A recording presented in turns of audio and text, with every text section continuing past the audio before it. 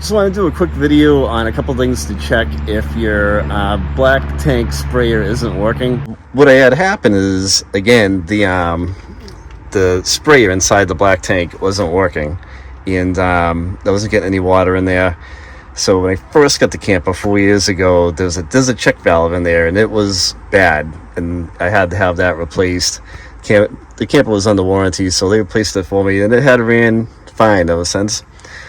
So fast forward 4 years later, I always run like a black hose, so I know the black is my main into the black tank sprayer. It had worked, and then the sprayer wasn't working, so I was like, crap, I hope that check valve didn't break again. So I started diving into this. What I found out, it's a real simple thing. Always just check your hoses before you dive too deep into things. I had a kink in the hose, so I undid the kink, I hooked it back up. Still didn't work. Then I looked closer and I had another kink in the hose, which I've undone. Undid that kink, and then the spray works fine now. But there is like a little check valve in here too. There should be on, I'm thinking, almost every single RV if you have one of these sprayers.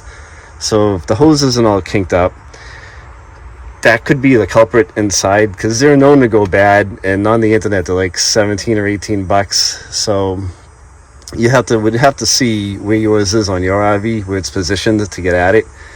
What I did on mine is that I initially had the hose right into the outlet for the tank sprayers, but I put a 90 on it, so it removed the kink from the hose just hanging out and bending down. So there's no more kink here either, which is good. So it's a straight shot for the water to go in.